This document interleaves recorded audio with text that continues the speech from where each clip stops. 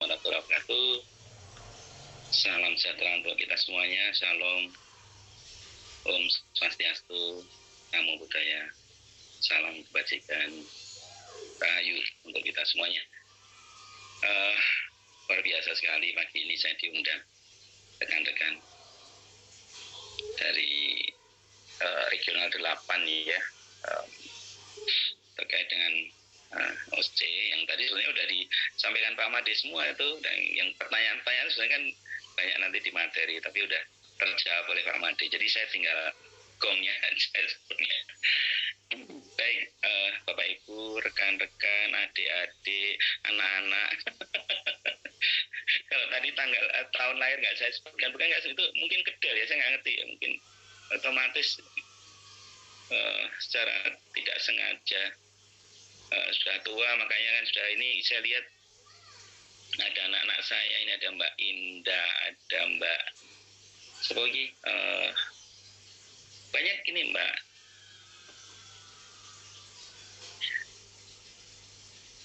Nah, ini malah teman-teman juga ada Pak Wah, ada Pak Pak Ahmadi, juga ada Bu Leli. Ya. Oke, baik, rekan-rekan semuanya, saya langsung saja. Saya buka materi saya. Tapi mau dilanjut nggak ini? Tadi Pak Made sempat meragukan bagaimana validitas dan reliabilitasnya. Lanjut Pak, lanjut. Baik, saya buka dulu materi saya.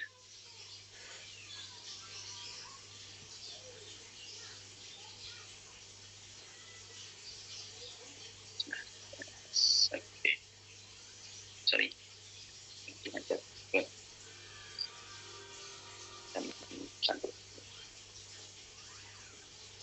Bentar dulu.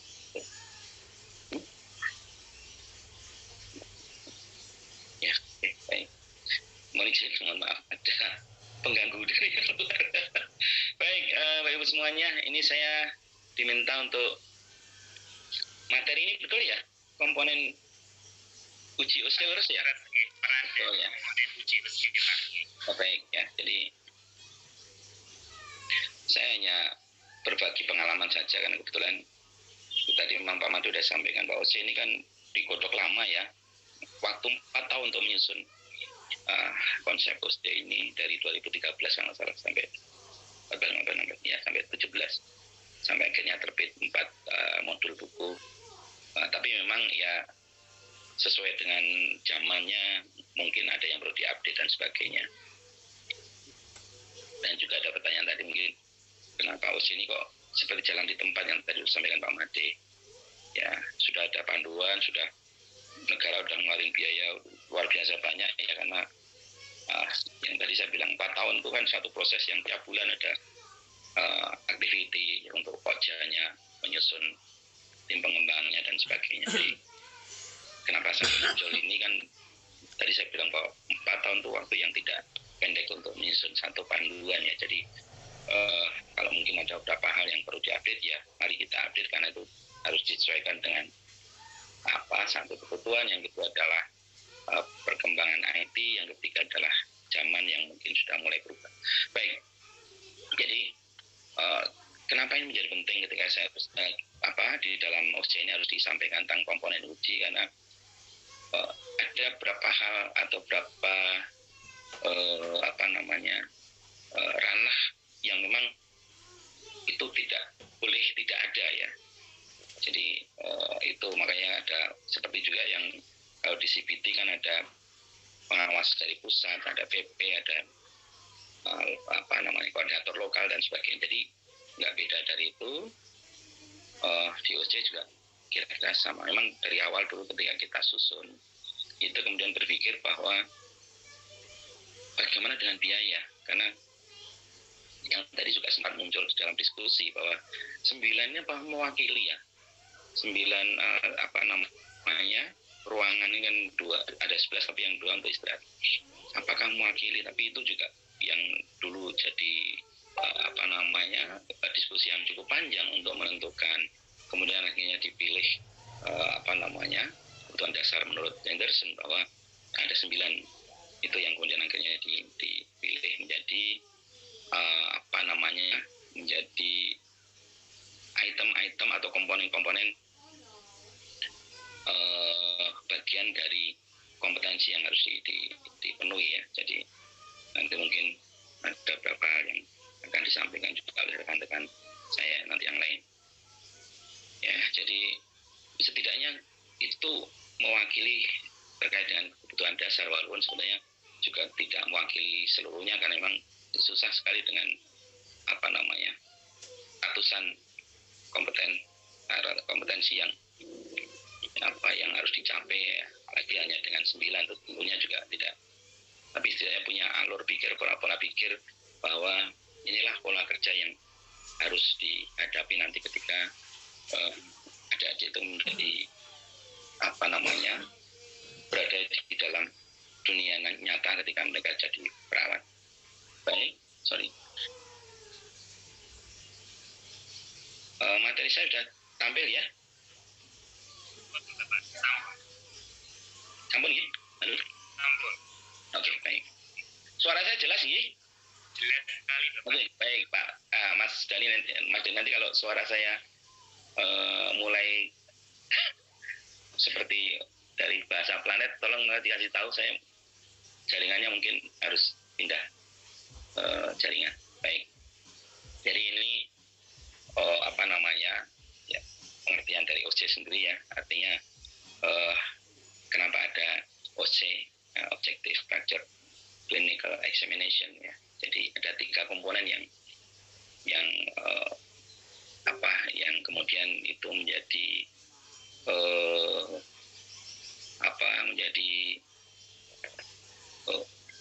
bukti atau menjadi perwakilan dari ini loh, perawat yang harus dimiliki ya. Jadi ada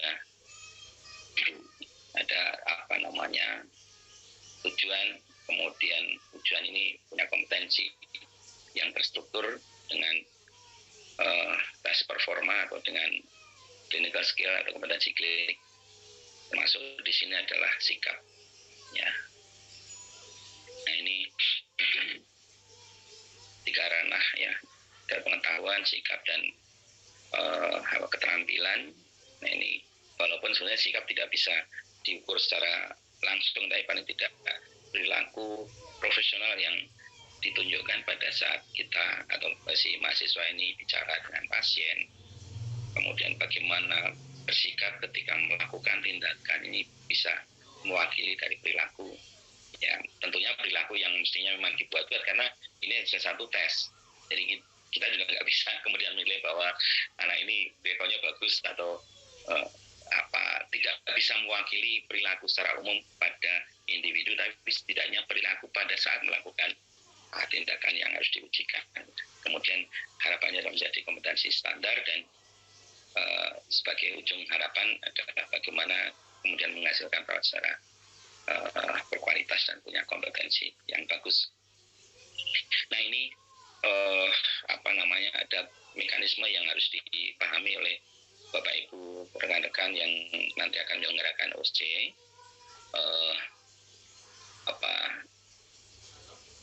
Berapa hal yang harus disiapkan. Jadi dari sini mulai dari panitia pusat mendistribusikan daftar peralatan khusus yang nanti akan dipakai pada saat OSCE. Kemudian koordinator OSCE mempersiapkan ada klien ya, kita sepakat klien standar ya. Klien standar, kemudian bagaimana mempersiapkan penguji, peralatan yang tadi sempat didiskusikan, peralatan dasar atau BAP dasar dan BAP yang spesifik ya. Kenapa harus ada BAP dasar? Karena ini ya sama seperti kalau kita mempersiapkan di ruang perawatan, kan pasti ada peralatan yang memang itu dipakai sehari-hari. Ya, kemudian yang spesifik yang terkait dengan keterampilan yang akan diujikan. Kemudian ini bagaimana juga harus mempersiapkan ruangan petugas yang akan bertugas, kemudian ada briefing atau proses pengarahan pada peserta ujian oleh pengawas pusat. Kemudian selalu checking ya ketika sudah mau diawali ya pengecekan terakhir ini pengawas pusat ya, jangan sampai kemudian ketika terjadi sudah lewat ada hal yang kurang atau ada hal yang kemudian menjadi cacat hukum ya. Kemudian pengawas pusat juga menyerahkan lembar evaluasi. Kemudian pelaksanaan ujian dalam bentuk permintaan ya, saya kira tadi sudah disampaikan rotasi. Memang pada awal dulu ini kita mau berapa, sampai akhirnya muncul 9 kompetensi ya, dengan 2 lokasi untuk istirahat ya, 2 lokasi untuk istirahat. Jadi ada 11 stasiun ini yang akhirnya diputuskan ya. Memang pada saat TOT kemarin juga dibahas kenapa harus 9, bisa nggak misalnya suatu saat menjadi 5. Jadi ya sekali lagi bahwa kenapa 9 tadi jawaban yang sebetulnya sangat ngambang ya. Kita mengacu dari kompetensi seluruh yang tadi nggak mungkin 100 atau 200 kompetensi ya. Tapi kita juga punya dasar tadi, kemudian kita menggunakan yang kebutuhan dasar Henderson tadi ya. Kalau yang di dalam buku panduan itu kan ditulis 20 menit untuk lama waktunya, sehingga totalnya sampai 20 kali 11 dalam satu prosesnya. Kemudian akhirnya ini disepakati diubah. Ini juga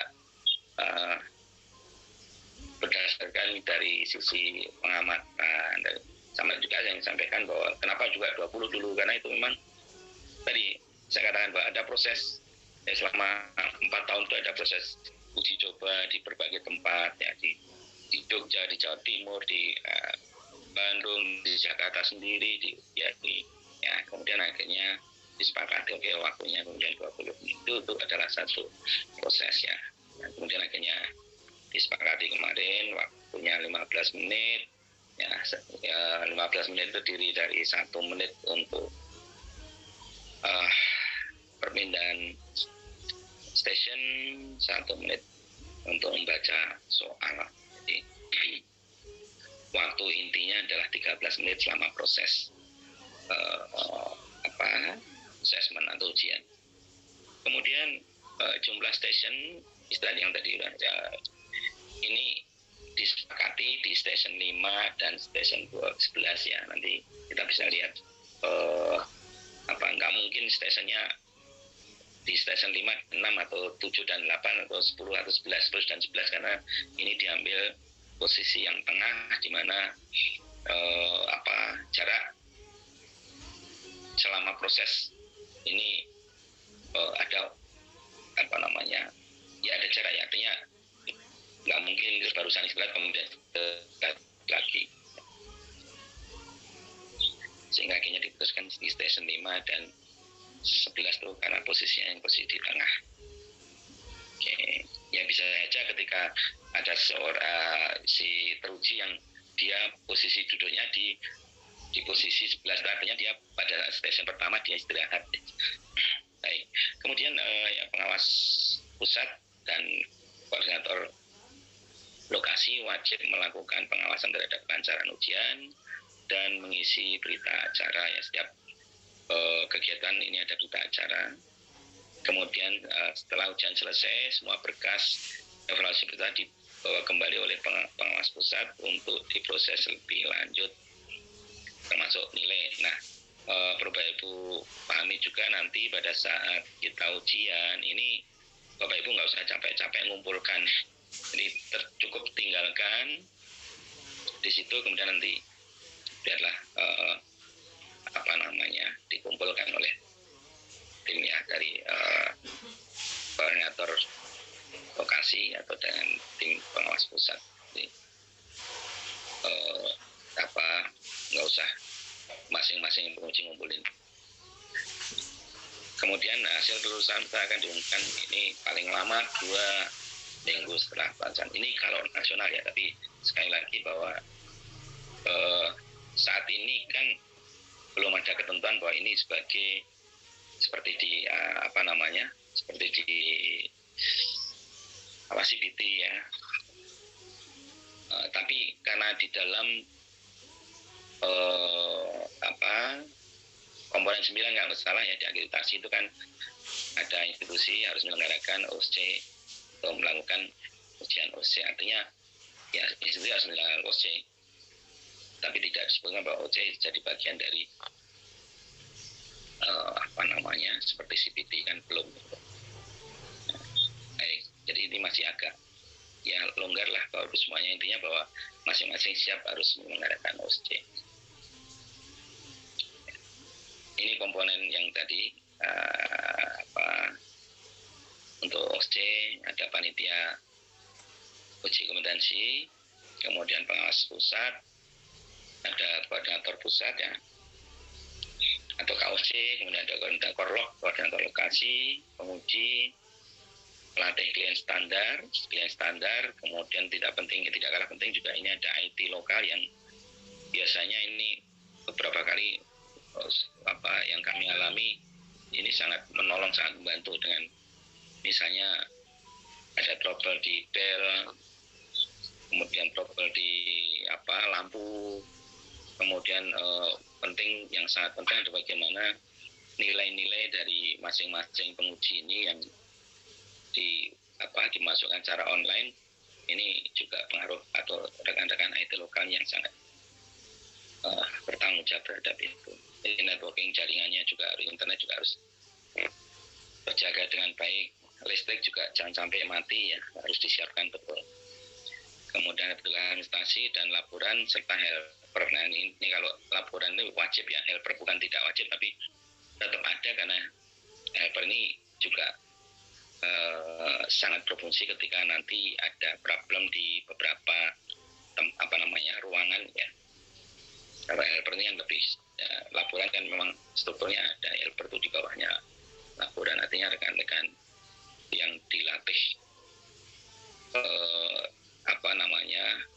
dilatih untuk membantu itu bisa tidak sulit untuk mengerjakan. Misalnya sebagai menata ruangan, menggeser, mengganti alat, memindahkan dan sebagainya, peran helper sangat diperlukan. Baik, teman-teman semuanya, ini adalah uraian tugas wewenang dari pengawas pusat ya. Jadi di sini persyaratannya ada surat tugas, sudah pernah menjadi penguji dan pelatih ujian nasional, telah mengikuti pelatihan pengawas pusat, dan penting sekali tidak mengawasi pada institusi di mana kita berada atau di mana kita bertugas ya. Ini persyaratan. Kemudian tugas-tugasnya mulai dari memberikan briefing pada peserta ujian dan komponen ujian ya. Kemudian membawa berkas ujian ke OSC Center dan menyerahkan kepada koordinator OSC. Jadi pastikan bahwa berkas ujian itu masih tersegel pada saat diserahkan pada koordinator OSC. Kemudian mengawasi penyelenggaraan OSC pada OSC Center ya. Kemudian bekerjasama dengan koordinator OSC Center untuk memastikan jalannya ujian.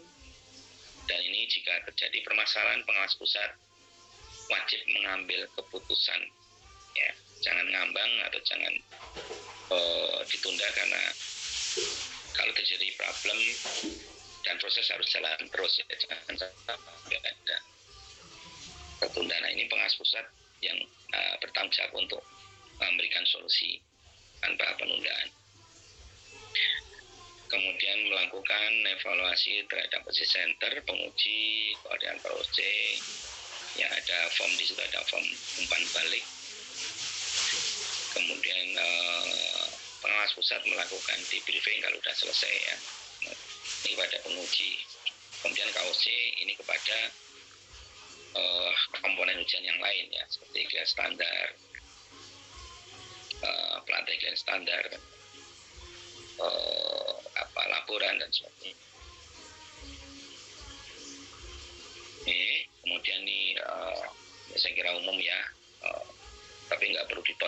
di sini berhak mendapatkan honorarium, ya, tapi itu kan sebagai satu dampak dari ketika kita bekerja kan pasti ada. Sebagai koordinator OC, KOC di sini ya, persyaratan standar ya, minimal pendidikan S2 perawatan atau spesialis, latar belakangnya pendidikan S1 perawatan ya, ini ada D2 yang mungkin tidak berlatar belakangnya satu perawatan yang dulu ya, kalau sekarang sih harus ya, dan juga punya nurse.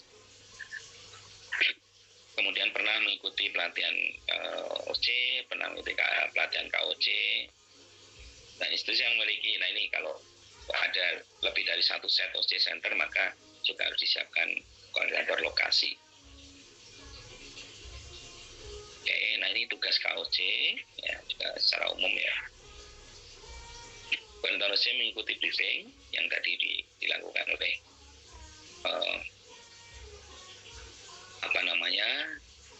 Pengawas Pusat ya.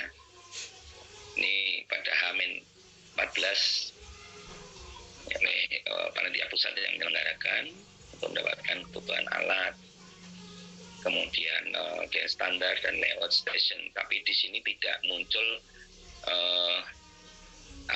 kebutuhan alat spesifik. Ini masih kebutuhan yang secara umum. Kalau yang spesifik misalnya seperti manekin CPR, manekin airway, manekin vulva hygiene misalnya, itu nggak disebutkan ya, karena nanti bocor kalau seperti itu, nanti berarti ada skillnya, ada skill CPR, ada skill vulva hygiene dan sebagainya. Jadi yang sifatnya adalah standar.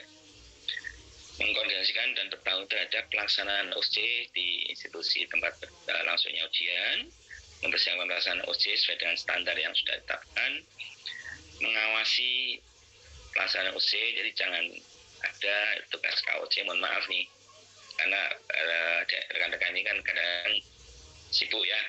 Ini saya tadi ngajar pun baru mau materi sudah ada mengingatkan, Pak, belum nanti ada tugas yang lain ya. Jadi saya yakin Bapak Ibu semua juga punya kesibukan ya, tapi pada saat kita ujian ini, OC ini, apalagi kalau kita jadi KOC, jangan nyambi rapat atau nyambi keluar ya, apalagi harus sampai keluar ya.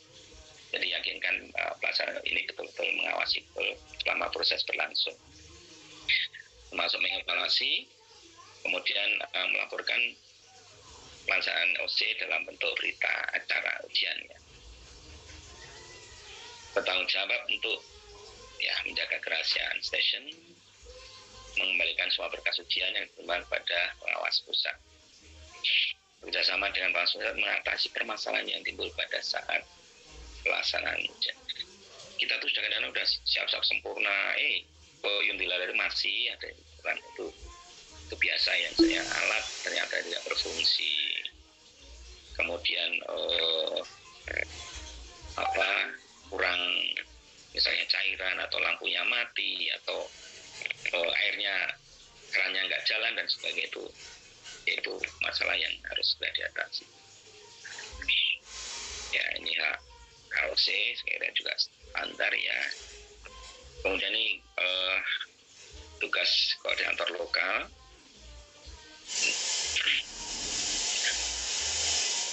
Di sini kalau lebih dari satu OC center ini ada ditambahkan dengan atau ada core lokal, koordinator lokal. Ya, ini syarat administratif sih ya, saya kira sama ya, pendidikan S2 spesialis ini sama seperti yang tadi. Pernah mengikuti atau menjadi penguji OC, memahami standar penyelenggaraan OC, memiliki komitmen untuk mendukung pelaksanaan OC, mampu melakukan koordinasi dengan koordinator institusi penyelenggara, PP, dan juga perangkat pelaksana ujian. Ya, tentunya menjaga kerahasiaan, karena kita nanti sebelum mulai kan juga ada fakta integritas yang harus ditandatangani. Ini tugasnya yang mulai dari menjalankan perangkat OC di lokasi, menyiapkan penguji, pelatih dan standar seperti yang disyaratkan, kemudian berkoordinasi dengan koordinator ROC, ya, memastikan seluruh perangkat ujian tersedia berfungsi dengan baik dan juga mempersiapkan cadangan kalau diperlukan.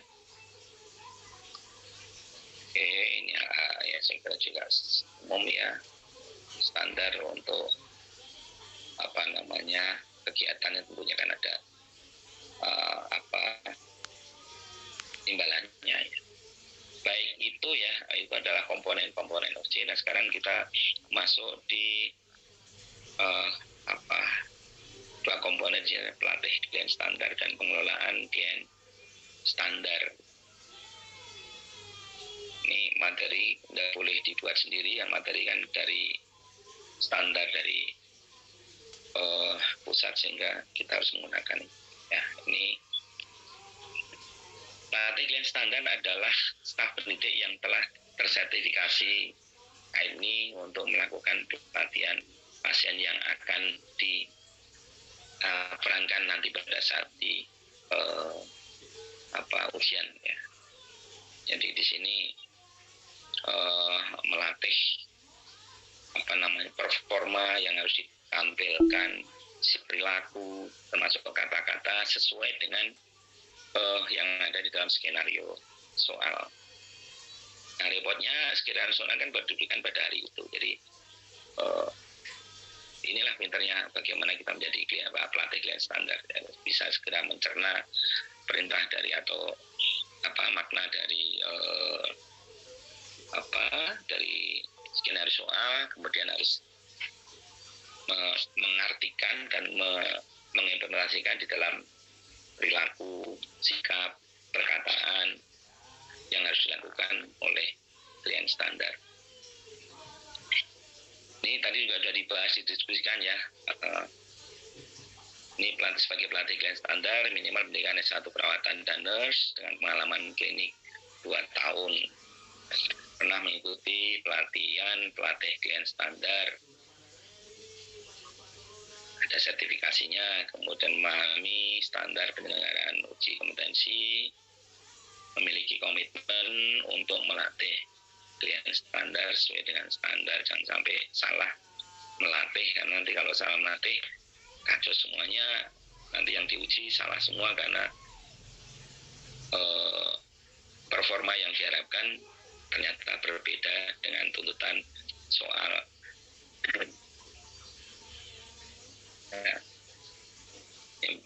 Ya ini pelatihan PKS-nya 10 CPL dan tentunya menjaga kerahasiaan. Jadi jangan sampai pada saat kita sambil melatih klien standar, makanya tadi ada klien standar itu tidak boleh dari mahasiswa, kemudian tidak juga boleh dari orang kesehatan, nanti bocor kalau gitu nanti bisa aja, apalagi kalau udah klien standar yang dipakai berkali-kali, kadang-kadang klien standarnya bisa lebih pintar daripada pengujinya ya. Kalau mahasiswanya salah kemudian dia bisik-bisik, itu kamu keliru, kamu harusnya gini, ini nggak boleh ya. Jadi menjaga kerahasiaan perangkat soal ujian, sehingga klien standar pun juga, pelatih klien standar juga harus meyakinkan pada klien standar bahwa jangan sampai ada perilaku, ada kode, ada bahasa non formal yang kemudian menunjukkan bahwa dia sedang membantu peserta uji. Tanggung jawabnya ya menyediakan klien standar dalam jumlah dan jenis yang seperti di tuntutan soal ya, oleh panitia penyelenggara, kemudian memastikan klien standar tepat waktu, termasuk klien standar cadangan, memastikan klien standar menguasai skenario yang diberikan dan dilatihkan. Jadi yakinkan pada saat mau di detik-detik mau dia masukkan ke ruangan uji, maka yakinkan bahwa apa yang diperankan oleh klien standar itu betul-betul seperti tuntutan dari skenario. Memastikan klien standar tidak mengalami gangguan, ya yakin ya, jangan sampai nanti pada saat ujian kemudian klien standar tiba-tiba, waduh dok saya atau pak saya ini mau BAB, diare dan sebagainya. Jadi yakinkan betul-betul pada saat dia menemukan itu ya prima, kecuali memang tuntutannya dari skenario misalnya dia terkait dengan eliminasi misalnya, aduh sakit perut saya mules, saya mau BAB, nah, silakan, tapi jangan sampai klien standarnya justru betul-betul mengalami diare ya. Yakinkan bahwa kondisi klien standar dalam keadaan sehat. Nah, bagaimana kalau misalnya seperti tadi yang saya sampaikan, pada saat pertengahan kemudian dia mules, diare, nah ini baru kemudian ada yang namanya klien cadangan yang tadi. Ya, dia segera digantikan. Pastikan klien standar tidak membocorkan informasi yang tadi saya sampaikan. Ya, pastikan skenario tidak dicatat oleh klien standar atau tidak difoto, makanya klien standar nggak boleh bawa HP pada saat bermain ya. Kadang sering saya lihat di beberapa lokasi ya OC-nya memang OC lokal ya, tapi ya klien standar ya masih bisa guyon, kadang-kadang mainkan HP dan sebagainya, ini nggak boleh. Oke, kemudian ini harus menyiapkan pengganti kalau memang harus diganti. Oke, ini tugas pelatih klien standar ya, mengundang klien standar hadir pada hari yang telah ditentukan untuk mengikuti pelatihan, memberikan pengarahan umum pada klien standar pada 1 hari sebelum ujian. Jadi 1 hari sebelum ujian klien standar dikumpulkan, kemudian dijelaskan bahwa besok Bapak Ibu akan berperan sebagai atau akan menjadi bagian dari komponen di dalam ujian UC. Ya, kita berikan apresiasi kepada mereka, kemudian Bapak Ibu kami pilih karena Bapak Ibu itu ya, punya potensi untuk berperan untuk memainkan skenario. Ya, jadi dan nanti Bapak Ibu akan, jadi ini secara umum ya, akan berada dalam satu ruangan dan harus memerankan sesuai dengan tuntutan soal. Ya, mungkin ada yang disampaikan, mungkin ada yang harus dikeluhkan, mungkin ada yang harus dijawab, mungkin Bapak Ibu cukup diam saja atau cukup tidur. Kalau misalnya di dalam skenario-nya pasiennya adalah pasien koma, ya jadi ya dimintanya untuk tidur kan, tidur dan dibayar ya. Nah, ini pengarahan yang secara umum. Kemudian nanti yang spesifik adalah pada saat hari H. Jadi memberikan pelatihan sesuai dengan skenario pada 1,5 jam sebelum ujian dilangsungkan atau dilaksanakan. Jadi 1,5 jam itu klien standar sudah dimasukkan di dalam ruang pelatihan klien standar. Di situ kemudian mulai dilatih. Nanti setelah ada skenario dari ujian, harus melakukan apa dan sebagainya nanti. Dan ini pelatih klien juga belum tahu, ya, belum tahu apa yang harus dimainkan. Nah, baru nanti setelah itu ada soal amplop terkait dengan peran klien standar, nah baru kemudian itu dilatihkan. Mengawasi klien standar, melakukan latihan mandiri, ini sebelum diyakinkan, sebelum bermain betulan harus ada latihan. Makanya waktunya 1,5 jam sebelum ujian berlangsung. Disediakan atau fasilitasi penyediaan alat rias, kalau perlu ada ya ada molase dan sebagainya juga harus disiapkan. Cuma Bapak Ibu hati-hati banget sebagai pelatih klien standar, kalau mau sifatnya molase, make up, hati-hati penggunaan make up, karena bahan-bahan make up harus betul-betul memang yang disarankan untuk make up, jangan menggunakan bahan-bahan lain yang bahkan kemudian jadi iritatif. Itu kan pernah kami dapatkan, membuat luka bakar, kemudian dan citra luka bakar memang persis ya, jadi di wajah, kemudian dioles dengan lem lem yang untuk jilid buku ya. Itu ternyata itu kan iritatif ya. Memang nuansanya seperti luka bakar, tapi kemudian setelah selesai ternyata merah nih yang jadi klien standar. Ya, ada itu sudah grade 1 merah. Dan sampai ya bahan-bahan yang sifatnya toksik atau iritatif. Jadi kalau mau molase dengan rias, dengan alat rias, yakinkan bahwa kita punya set molase yang standar untuk kulit dan tidak iritatif dan tidak toksik untuk tubuh. Kemudian mengembalikan berkas skenario klien standar setelah dilatihkan ya kepada pengawas pusat setelah latihan klien standar selesai. Nah, ini adalah tugas-tugas dari pelatih klien standar. Ya mulai saya merias mengevaluasi penampilan yang tadi saya sampaikan. Jadi yakinkan bahwa penampilannya dijalankan dengan baik. Nah, pada saat selesai kemudian juga disampaikan mengevaluasi kinerja mereka. Dan ada lembar berita acara yang harus diisi kalau misalnya ada masalah klien standarnya, ada masalah di dalam pertengahan atau tidak merancang dengan baik atau ada accident misalnya, dan ternyata salah satu peserta uji ada hubungan darah dengan klien standar yang kemudian ada proses pembocoran dan juga menjadi temuan kemudian dituliskan dalam berita acara. Ya, saya kira ini juga mendapatkan sertifikat, mendapatkan itu secara umum ya. Baik itu untuk pelatih klien standar. Sekarang bagaimana sebagai klien standarnya? Oke, ini Pak Sriono ini juga tim pengembang OC ya. Beliau sebagai waktu itu sebagai ketua tim pengembang OC, di mana selama 4 tahun berproses beliau itu sebagai ketua pelaksananya.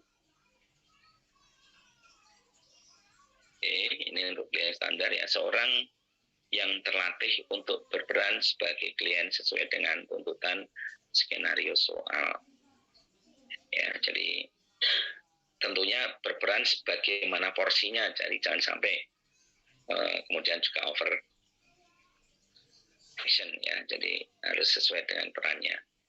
Karena yang kemarin saya alami yang waktu kita pelatihan TOT nasional itu ada pasien di ruang OC, di ruang yang lain ada pasien dengan gangguan kalau nggak salah perilaku amok ya, kemudian justru malah membuat gangguan pada ruang OC yang lain dengan gedebuk-gedebuk ya, dengan memukul-mukul membanting itu kemudian jadi pengganggu pada stasiun yang lainnya. Ini juga tentunya harus diperhatikan betul untuk pasien psikiatrik. Ya, ini kriteria klien standar, individu yang tertarik untuk menjadi klien standar dan memang dia tertarik dan suka di situ dan tidak memiliki latar belakang riwayat yang tadi saya sampaikan Pak Made, jadi tidak punya latar belakang riwayat kesehatan yang diskenariokan, nanti takutnya malah overacting ya.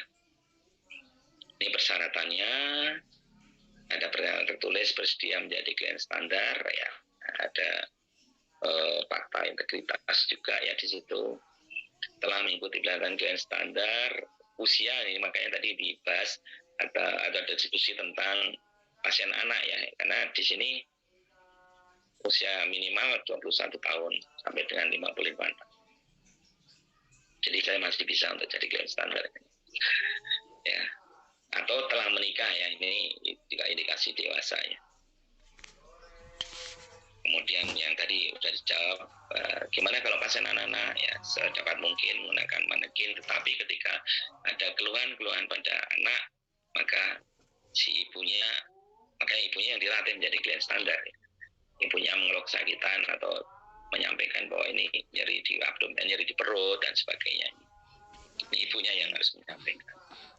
Kalau pasien bayi atau anak-anak, tentunya jenis kelamin sesuai dengan kondisi skenario, jangan sampai laki-laki tapi berperan sebagai pasien wanita atau kebalikannya, ini nggak boleh ya.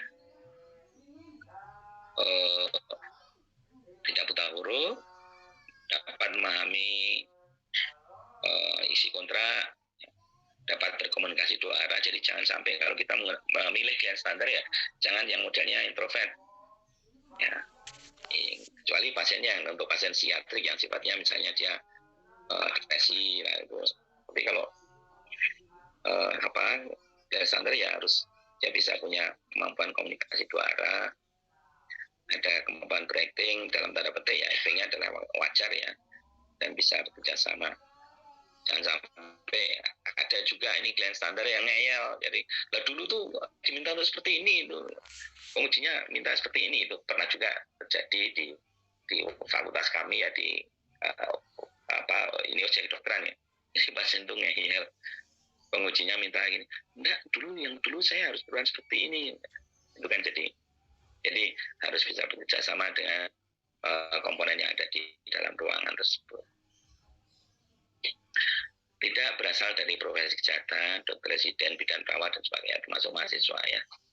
Jadi biasanya kalau institusi sudah punya langganan ya sebagai klien standar, misalnya seperti tukang parkir atau ya rekan-rekan yang di sekitar kampus, tapi itu betul dilatih bagaimana dia harus mengerjakan atau mengekspresikan.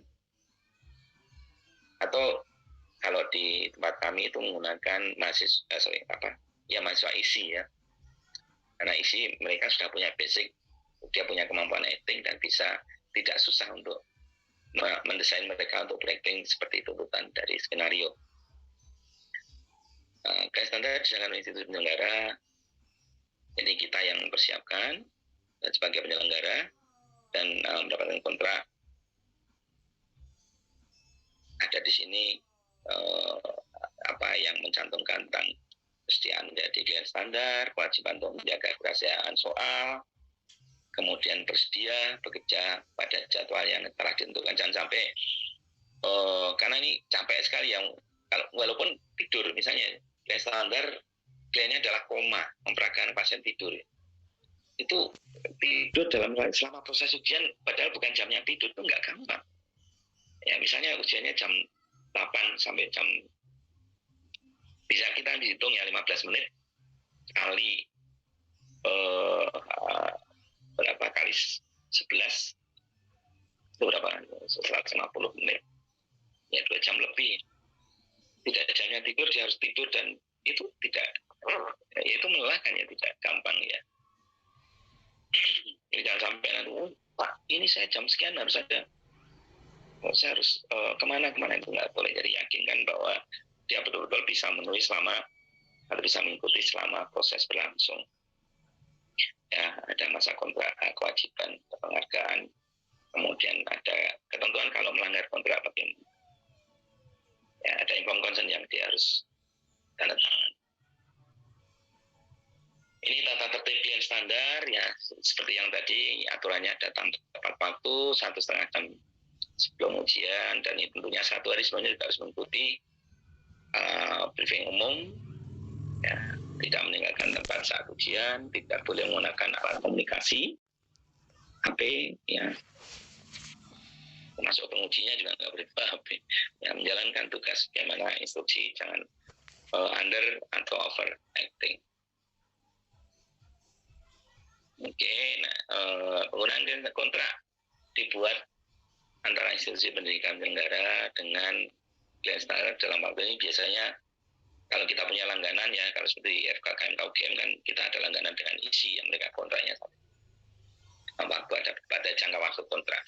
Tapi itu semuanya tergantung dari institusi ya, bisa dimodifikasi. Saya kira nggak harus kontrak selama 1 tahun. Kontrak dapat dibatalkan jika ini melanggar. Saya kira wajib kalau kita, itu kan ketentuan umum ya, kalau melanggar kontrak kan berarti kan kontrak menjadi batal. Ya, ini institusi penyelenggara harus menyiapkan klien standar. Nah, setiap OSIS center harus menyediakan sesuai dengan jumlah station dengan 25% cadangan pada saat pelaksanaan ya. Jadi ada cadangan 25% dari total klien standar ya. Biasanya kalau saya sekitar 5 ya klien standar. Untuk 4 atau 5 ya, untuk 9 sesi ini, 9 ruangan.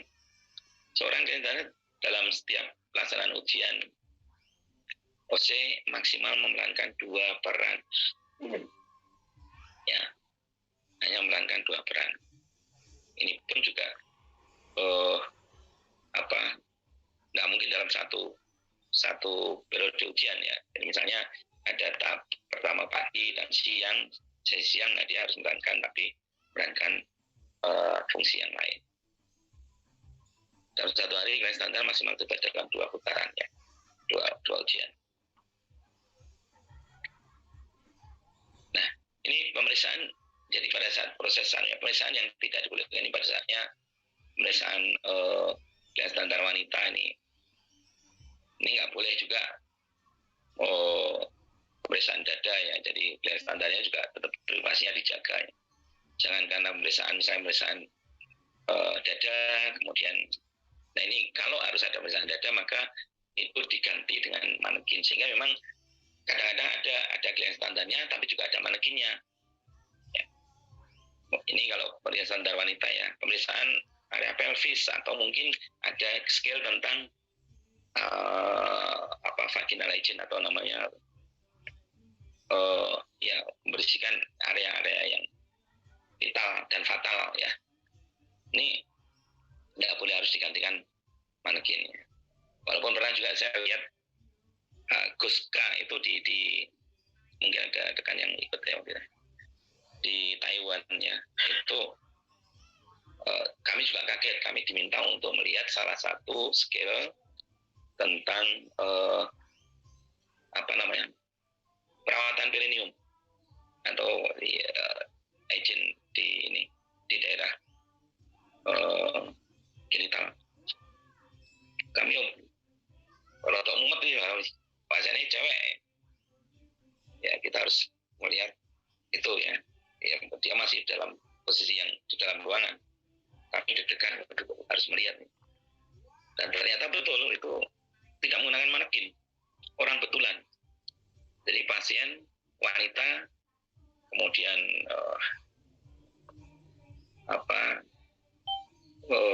dengan posisi kakinya seperti itu ya, posisi pitotomi ya, kemudian dibersihkan. Agak terdek juga melihat ternyata ya, tapi kami harus melihat, tapi nggak boleh disyuting.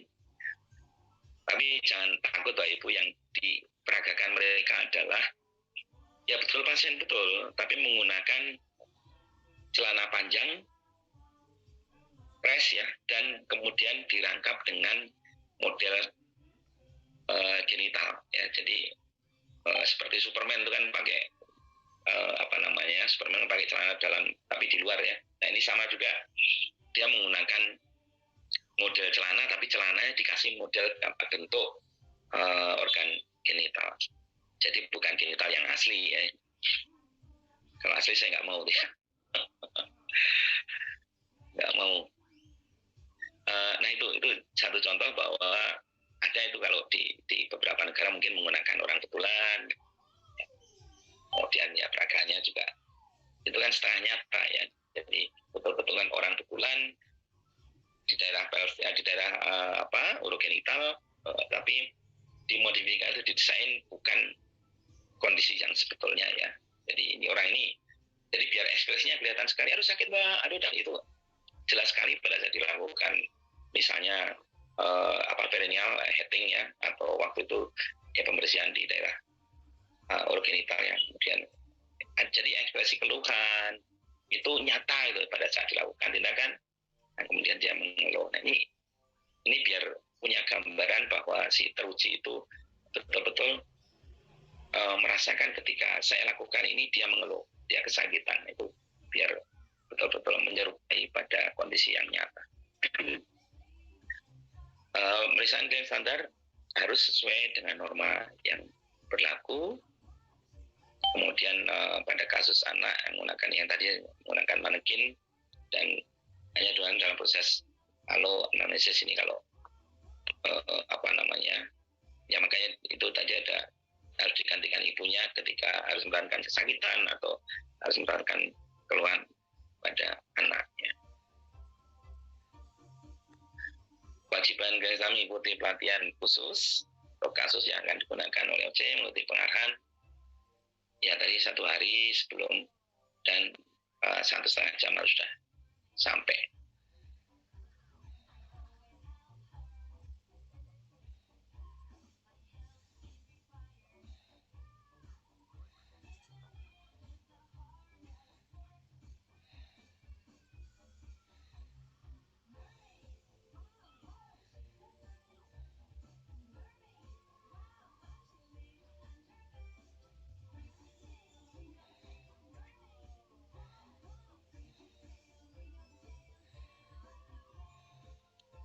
tahun kemudian. Sampun Pak, sampun. Ampun ya, ini tadi sampai sini kode etik ini ya. Ya, leres Pak. Oke ya. Oke, jadi ini juga sebenarnya sudah disinggung di depan-depan ya, bertanggung jawab, menjaga norma susila. Ini yang sering tadi saya bilang bahwa saking ahlinya mendalami peran sehingga kemudian kadang-kadang malah ngajari mahasiswanya ya, ini yang nggak boleh. Kamu harus gini, nggak boleh. Atau ngasih kode, nggak boleh. Membantu kelancaran, ini yang sering kami alami ya. Kita misalnya OC lokal ya di tempat kami, kemudian si klien standar ini karena merasa gemes lah, ini koyo orang ngerti, nah, kemudian gini loh caranya gini lah. Ya ini nggak boleh. Membantu kelancaran proses pendidikan, tidak membocorkan soal, tidak membantu atau merugikan, bahkan mungkin kalau merugikan itu mempersulit. Jadi ini yang tadi ada underacting tapi ada overacting ini juga, karena ketika overacting bisa mengganggu kesimpulan mahasiswa terhadap ini kasus apa itu ya. Jadi betul-betul harus merainkan sesuai dengan tuntutan dari skenario.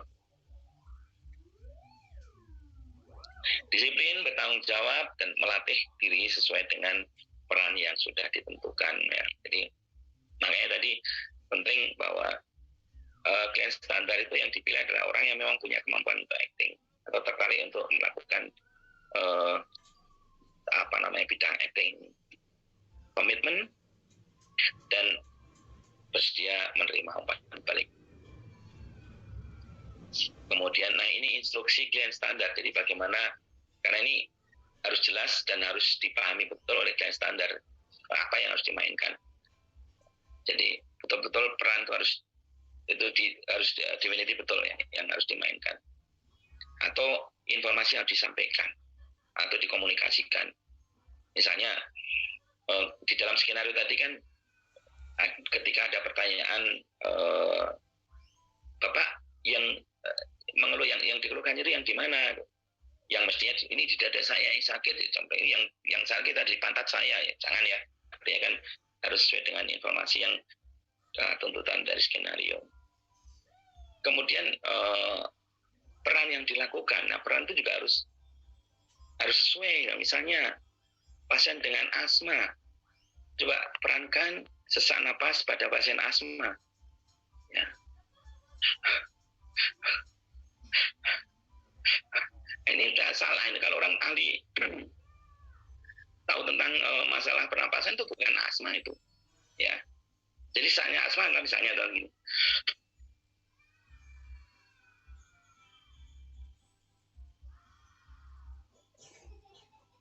Itu contoh, itu ekspresi ketika orang asma, karena asma itu susah keluar, gampang masuk, ya. Jadi karakternya beda.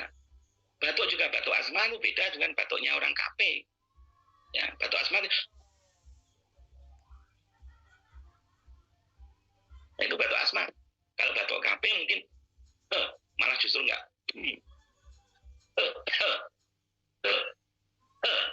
Tapi kalau asma batuknya khas ya. Nah ini yang juga harus diperankan.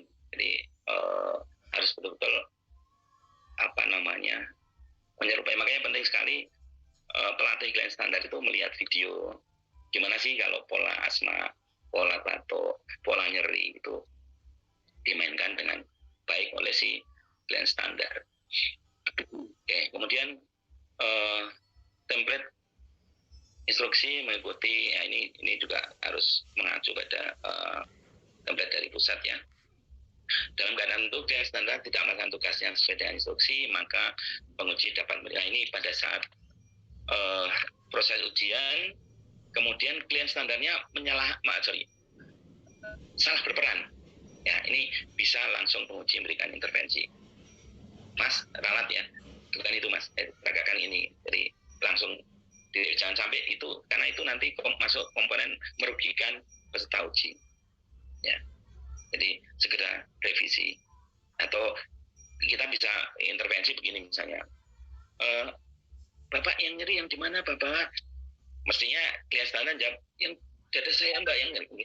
Ini Mbak, bokong saya yang nyeri. Itu langsung klien standar, pengujinya bilang bahwa yang nyeri dada, ya dada nyeri, ini yang keluarnya adalah nyeri dada. Itu langsung sampaikan sehingga kemudian si peserta uji langsung dia terkoreksi. Nah ini alur pengelolaan klien standar yang mulai dari rekrutmen, kemudian ada pelatihan, kemudian juga harus di role play kan ya oleh klien standar, dan juga ada feedback atau umpan balik untuk agar kedepannya dia lebih baik lagi.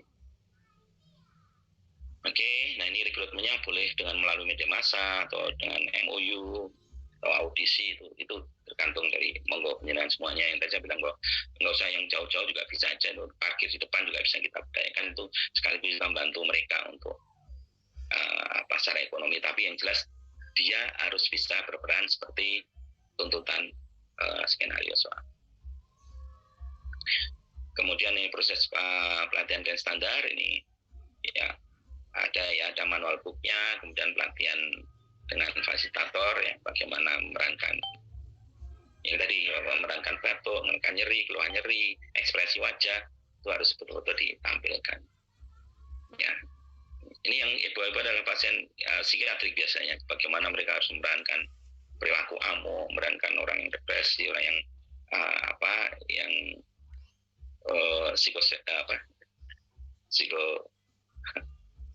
schizofren ya, kemudian misalnya dia ada bipolar, itu tuh harus diperankan, atau dia dia punya perilaku yang tiba-tiba mendadak atau pasien psikiatrik ya, atau dia waham curiga dan sebagainya. Jadi harus betul-betul diperankan oleh si pasien dengan pas, jangan over tadi yang sering over acting yang kemudian membuat persepsi peserta uji jadi berubah ya. Ini perlu ada video atau juga kita bisa videokan pada saat dia pada saat dia memperagakan mandiri tadi, dan kita videokan kemudian disuruh melihat, nah ini yang tadi kamu lakukan ini salah, ini dikoreksi. Jadi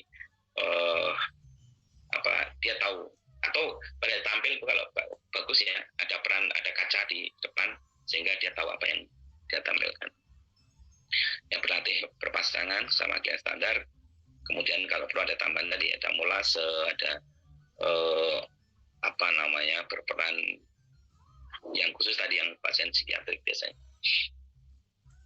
ya, bermain peran ya, bagaimana sikap tubuh, intonasi, dan sampai intonasi orang yang secara napas intonasinya ngomong biasa aja ya, secara napas sambil ngomong ya jadi betul-betul sambil merasakan nyeri tapi harus ngomong ya, itu juga jangan iya ini saya sakit, ngomongnya biasa tapi keluhannya sakit, itu kan jadi nggak pas ya. Jadi sikap tubuh, intonasi, mimik itu harus betul-betul ditunjukkan dengan baik. Masuk kostum, nah ini perlu latihan rutin. Oke, kemudian evaluasi umpan balik ini ya, setiap setelah selesai pelaksanaan itu bagaimana si pemerannya, kemudian bagaimana skenarionya, kemudian agak fasilitas pendukung yang mungkin berpengaruh terhadap proses di dalam menampilkan atau menjadi pasien standar. Ya, kemudian ini yang bagaimana akurasinya ketika dia berlaku atau dia berbuat sebagai klien, ya, konsisten, kemudian kecepatan dalam memerankan skenario, apakah kemudian juga bisa memerankan skenario yang berbeda, ini juga menjadi catatan dari pelatih klien standar agar nanti suatu saat ya bisa dipakai lagi untuk jadi pemeran klien standar.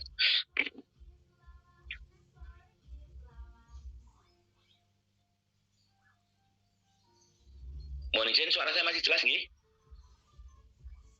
Masih Pak. Baik, makasih. Saya lanjutkan ya. ini kenapa perlu atau adanya klien standar? Atau sudah ada manekin ya, tapi ada hal misalnya contoh tindakan CPR. Nah, mulai dari proses kan tadi kan dalam satu ruangan itu kan ada ada 5 kompetensi yang harus dicapai misalnya. Jadi mulai dari assessment. Nah, ini kan harus melakukan pengkajian. Ini kan harus pakai pasien betulan. Jangan kemudian ketika tiba-tiba di dalam skenario-nya tiba-tiba pasien kejang tidak sadar. Itu jangan kemudian pasiennya terus digenjot ya. Kemudian si pinternya ya penguji kan nanti di dalam panduan penguji juga ada dalam skenario, dalam rubrik soal, dalam materi soal ada di situ nanti penguji harus harus mengatakan apa. Jadi kalau misalnya pada saat mulai melakukan CPR maka silakan lakukan di manekin. Jadi jangan kemudian pasiennya digenjot dadanya ya, jadi masalah ya. Ini sebagai yang manfaatnya sebagai pengganti klien nyata dalam klinik dan harus ya betul-betul berlaku sesuai dengan apa yang harus dimainkan ya, valid, reliable, praktis ya dalam pelaksanaan bagi media untuk penilaian dan juga tadi bisa objektif ya, jangan sampai selamat siang Bapak, ini contohnya misalnya ya, masuk ke ruangan, selamat siang Bapak, nama saya Bapak, saya namanya Pak, oh Pak Stono ya, oke, Pak Stono ya Bapak ya, oke, padahal kliennya jadi tanya sendiri jawab sendiri ya, ini dan sampai terjadi pada saat ujian, keluarnya di mana Pak? Oh keluarnya di dada ya Pak ya, karena Pak dia sudah membaca soal ada keluhan di dada, oke. Jadi ya jangan sampai kesiapan dari ruangan itu kemudian memaksa mahasiswa atau masa teruji ini kemudian harus menjawab sendiri. Bapak yang dikeluhkan apa Pak? Oh di dada ya Pak ya, keluhannya dada ya, jawab sendiri, tanya sendiri ya. Ini jangan sampai terjadi. Jadi yakin bahwa ada orang yang bisa menjawab dengan keluhan atau dengan tampilan seperti tuntutan dari skenario soal. Oke, nah ini beberapa tips pengelolaan klien standar ya. Saya kira ini secara umum ya, identifikasi staf yang berdedikasi, ada anggaran perekrutan, ada kerjakan proses rekrutmen, ada pengembangan sistem atau ada reward sistem juga untuk klien standar. Oke, pengembangan karakteristik yang mungkin perlu dikursuskan atau dilatih yang lebih detail lagi, misalnya kita ngundang pemain peran yang kemudian itu menjadi bagian dari pemahaman dan perilaku mereka untuk nanti lebih baik lagi berperan di berikutnya. Aturan tentang peran klien standar, pemain skenario termasuk umpan balik untuk mereka khususnya dalam pengembangan pelaksanaan OSCE. Ya. Kemudian ya ini harusnya bekerja sama dengan standar untuk membangun kesamaan, konsisten dan bahkan kadang-kadang seperti keluarga itu kalau dilihat kami di Skills Lab bawah itu antara klien standar dengan laporan itu udah seperti keluarga ya.